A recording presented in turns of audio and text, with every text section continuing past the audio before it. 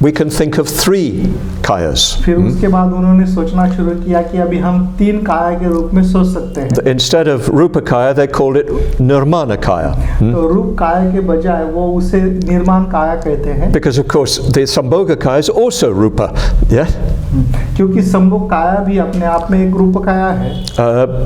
It's also a Rupa, it's an appearance. Yeah.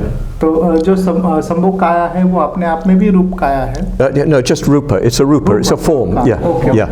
काया, yes, रूप है केवल, yes. But so if you like, they made the Rupa Kaya into 2. हाँ, तो फिर रूप काया को उन्होंने 2 में बांटा. So one side of that was simply the physical appearance. तो एक उसकी जो बाजू है जिसमें केवल शारीरिक जो प्रकटीकरण है या शारीरिक जिस प्रकार का रूप है वो. They called that the Nirmana Kaya. और फिर उसको उन्होंने निर्माण काया कहा. Because it's the body that is subject to impermanence and change. Yeah. क्योंकि ये जो शरीर है वो एक प्रकार से परिवर्तन का या अनित्यता का प्रतीक है, रूप है. So that is the Nirmana Kaya. इसको निर्माण काया कहा गया. Then you've got the Buddha as he appears to those with high experience in vision. तो फिर ऐसी काया जो लोगों के दृष्टांत में, ऊंचे दृष्टांत में उनको दिखाई देते हैं. That's the Sambhoga Kaya. और इसको संभोग काया कहा गया. And then you've got, as it were, the inner truth, the inner reality of Buddhahood. और फिर उसके बाद आप ऐसा कह सकते हैं कि बुद्धत्व का जो अंदरूनी सत्य है वो. That's the Dharmakaya. और इसको फिर धर्मकाया कहते हैं. So this is the development that took place in the Mahayana. और ये जो विकास है वो महायान में हुआ है. It's a very important development. ये बहुत ही महत्वपूर्ण ऐसा विकास है. And I know that Sadhanaratna has been pointing out the presence of the Trikaya in the refuge tree. और साधनारत्न ये दिखाने का प्रयास कर रहे थे कि हमारे शरणवृक्ष में भी ये 3 काया मौजूद है. The Buddha in the center of the lotus, of course, Shakyamuni Buddha is a Nirmana Kaya. तो शरणवृक्ष पर जो मध्य में बैठे हुए शाक्यमुनि बुद्ध है वो निर्माण काया है. And of course there's Dipankara and Maitreya. और वहाँ पर जो दीपंकर और मैत्रेय है वे भी. Just by the way, it's worth looking at that Maitreya figure just in front of the Bodhi tree outside the parikrama. तो हम लोग जहाँ चंक्रमण करते हैं या परिक्रमा करते हैं उसके बाहर जो बोधि वृक्ष के सामने जो मूर्ति है मैत्रेय की उसको देखना चाहिए. It's rather a magnificent one. बहुत ही सुंदर ऐसी है वो. So yes, you've got those 3 representing the Nirmana Kaya. तो ये जो तीनों है यहाँ पर वो निर्माण काया का दर्शाती है. The manifestation of enlightenment within time and space. तो ये बुद्धत्व का रूप है या प्रकटीकरण है जो काल और समय और काल के बीच में होता है, आकाश के बीच में होता है. Then you've got, of course, the 5 Buddha Mandala. और उसके बाद जो है वो 5 बुद्ध मंडल है. You've got the Bodhisattvas. वहाँ पर बोधिसत्व भी है. They are the Sambhoga Kaya. और ये जो है वो संभोग काया है. Of course, the Arahats are also, in a sense, Nirmana Kaya. Arhant ऐसा कह सकते हैं हम कि वो भी निर्माण काया है. If you like, you've got history, then you've got vision. तो हम ऐसा भी कह सकते हैं कि एक इतिहास है और दूसरा दृष्टांत है. You've got the 5 senses, and then you've got imagination. हम ऐसा कह सकते हैं कि 5 इंद्रिय है और उसके पश्चात फिर कल्पना शक्ति है. So okay, we've got the 3 Buddhas, we've got the 5 Buddhas and the Bodhisattvas. तो अभी 3 बुद्ध हुए, उसके बाद 5 बुद्ध हुए, बोधिसत्व हुए. Then you've got Vajrasattva. और उनके ऊपर जो है वो वज्रसत्व है. So Vajrasattva represents the Dhammakaya. और यहाँ पर वज्रसत्व जो है वो धम्मकाया का धम्मकाया दर्शाते हैं. Of course, the Dhammakaya can't be represented. एक धम्मकाया जो है उसको दर्शाया नहीं जा सकता या उसका प्रतिनिधित्व नहीं किया जा सकता. That's why when you do the Vajrasattva practice, you have to, as it were, reach beyond the figure. इसलिए जब हम वज्रसत्व की साधना करते हैं तो उस आकृति के परे हमको जाना पड़ता है, पहुंचना पड़ता है. You have to get to the real nature of enlightenment. हमें सही में बुद्धत्व का जो सही स्वभाव है वहां तक जाना पड़ता है. Okay, so far so good. Yeah? यहाँ तक सब ठीक है। This should be familiar ground. तो ये आपको पहचान वाली ऐसी पार्श्वभूमि होनी चाहिए। Now fasten your seat belts. तो अभी आपकी कुर्सी पे बांधिए Put on your crash helmet. और हेलमेट लगाइए। Don't worry if you can't follow this. Yeah? तो अगर ये समझ में नहीं आता तो चिंता मत कीजिए। Enlightenment is still possible without understanding this. तो इसको समझे बगैर भी बुद्धत्व संभव है। Because it's not necessary to enlightenment.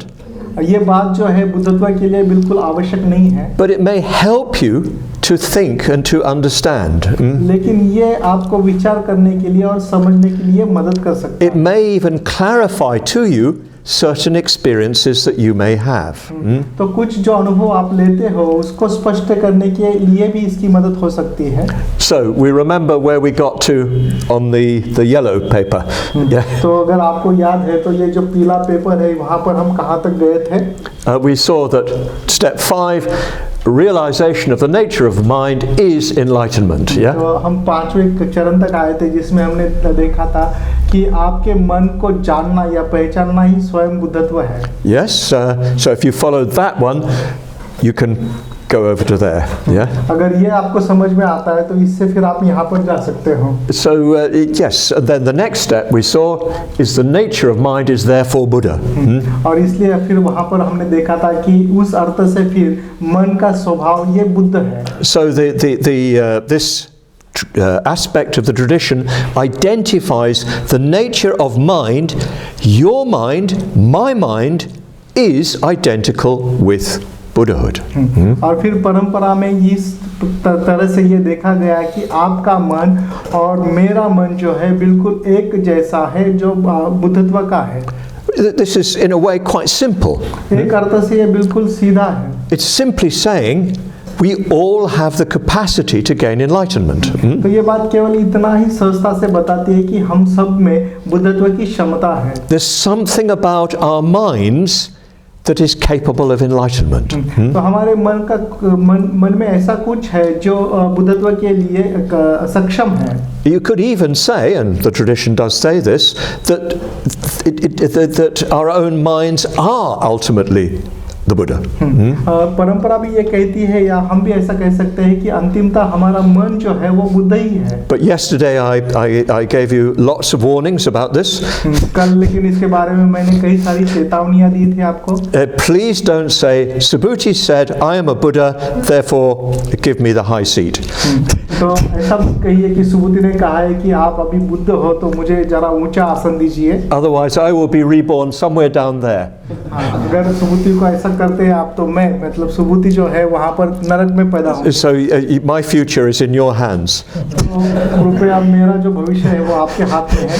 Because people may accuse me of getting things wrong and teaching you wrongly.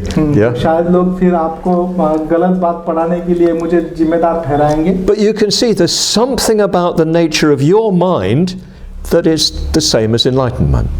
तो आपके मन का स्वभाव या आपके मन में ऐसा कुछ है जो बुद्धत्व की क्षमता रखता है। It's interesting, somebody just came in and I became aware that what I was saying could be very easily misunderstood. तो जैसे ही कोई अंदर आने का प्रयास कर रहा था तो मैं इस बात के प्रति सजग हो गया कि शायद वो अगर ये सुनेगा तो सहजता से उससे गलत लेगा। But I've got confidence in you all.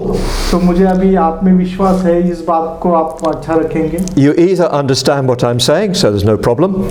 जो भी मैं कह रहा हूँ उसको सही में आप समझ लेंगे तो इसमें कोई समस्या नहीं है। Or you've no idea what I'm saying, in which case there's no problem. अगर आपको ये समझ में नहीं आता कि सही में क्या कह रहा हूँ तो उस अर्थ से भी फिर कोई समस्या नहीं।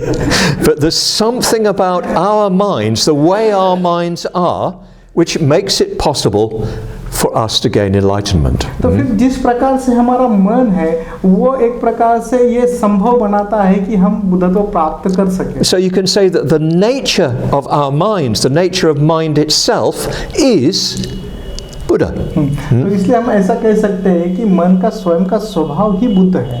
So this might sound a bit abstract. तो ये शायद आपको थोड़ा सा कल्पना जैसा लगेगा। It might sound just a way of saying we can all gain enlightenment. शायद ऐसा भी कहना आपको सहज लगेगा कि हम सभी बुद्धत्व प्राप्त कर सकते हैं। And that it's our own minds that become enlightened. ये हमारा मन है जो बुद्धत्व प्राप्त कर सकता है। But something a little bit more is being said. लेकिन यहाँ पर और भी कुछ कहा गया है। What's being said is that if you look at your awareness, you can see the three kayas in it. तो यहाँ पर यह कहा गया है कि सही में अगर आप आपके जागृति को देखते हो तो उसमें आप तीन काया को देख सकते हो। The Dhammakaya is clearly the true nature of mind. तो धम्म काया जो है वो मन का सत्य स्वभाव है। It's well, the texts call it its inconceivable openness. तो जो ग्रंथ है वो कहता है कि ये अचिंतनीय ऐसा खुलापन है। It's an openness beyond anything that we can imagine. तो इस प्रकार का ये खुलापन है जिसकी हम कल्पना भी नहीं कर सकते। It's great emptiness. ये महाशून्यता है। Yes, mahashunyata. Yeah, even shunyata. Yeah. तो ये शून्यता भी है। It's the true emptiness. ये सत्य शून्यता है। It's the true nature of everything. ये सारी बातों का सत्य स्वभाव है। If you look at your own mind, you can see that. अगर सही में आप आपके मन को देखते हो तो ये देख सकते हो आप। I don't mean, your mental processes, although yes, they also manifest. ये इसको देखना मतलब आपके मन की प्रक्रिया को देखना ऐसा नहीं है, वो वहाँ पर आता है। I mean the awareness itself. यहाँ पर मुझे कहना है कि वो जो जागृति है वो स्वयं। We've already seen in our exercises over the Sangharama that awareness is empty. हमने हमारे संगाराम में जो भी ये कृतियाँ की है इसको देखने की, हमने देखा है कि वो सब कुछ शून्य है। There's nobody who is aware. ऐसा कोई भी नहीं है जो जागरूक है। So to the extent that you can see that, you've got some glimpse of the Dhammakaya. तो कुछ हद तक अगर आप ये इसको पहचानते हो, जानते हो, तो कुछ धम्मकाया की झलक आपको आएगी। But as we've seen, if you just mention emptiness, it sounds like nothing. तो जब आप केवल शून्यता कहते हो तो ऐसा लगता है मानो कुछ भी नहीं है। So it sounds as if you're saying that mind is just nothing. तो ऐसा भी प्रतीत हो सकता है कि मानो आप ऐसा कह रहे हो कि मन मानो कुछ भी नहीं है। But when you look, is it like that? लेकिन क्या सही में ऐसा है अगर आप देखते हो तो? No, of course it's not. निश्चित रूप से ऐसा नहीं है। The mind in its true nature is radiant, it's said.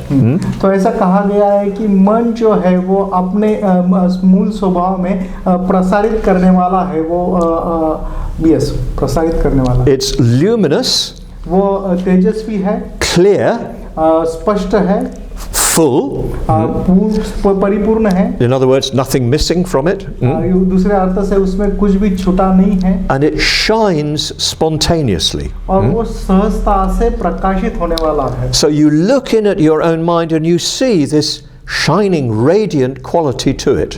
जब आप आपके मन को देखते हो तो इस प्रकार से प्रकाशित होने वाली या तेजस्वी जो गुण है मन का, उसको देख सकते हो। It's empty. वो शून्य है। It has nothing fixed about it. उसके बारे में कुछ भी पक्का नहीं है। It's beyond all conceptual understanding. वो सारे सैद्धांतिक जो समझ है उससे परे है। But it's alive. It's vital. It's shining. लेकिन वो जिंदा है, बिल्कुल जीवित है और तेजस्वी है। So you can find that in your own mind. ये बात आप स्वयं के मन में इसको देख सकते हो, ढूंढ सकते हो। And this teaching says that's Sambhogakaya. और ये शिक्षा फिर कहते हैं कि ये जो है वो संभोगकाया है। The Sambhogakaya is, as it were, radiance of the Dhammakaya.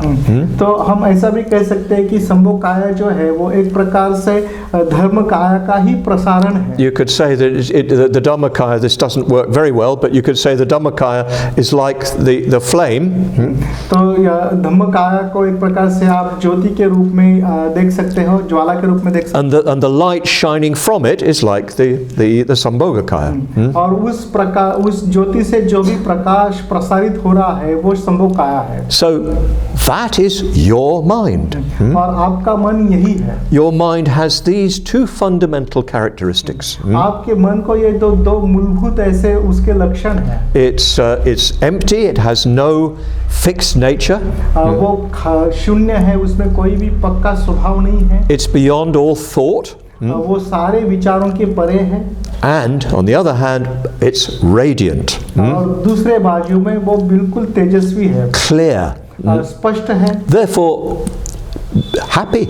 और इसलिए वो बहुत आनंदी है। So that's Dhammakaya, Sambhogakaya. और ये फिर धम्मकाया और संभोगकाया है। But of course, when you look at your mind, what you also find is the mind is constantly creating.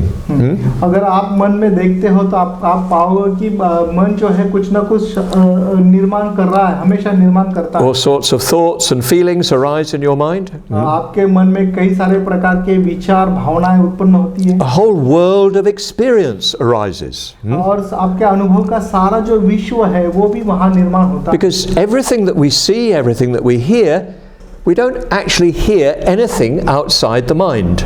तो जो भी कुछ हम देखते हैं या सुनते हैं, वो जो सुनना है वो हमारे मन से बाहर हम नहीं सुनते हैं। The signs, the sounds, the colors and so forth, it's the mind that creates them. तो ये जो ध्वनि है या रंग है, ये जो भी निर्माण होता है वो मन है उसको निर्माण करता है। So this is the Nirmanakaya.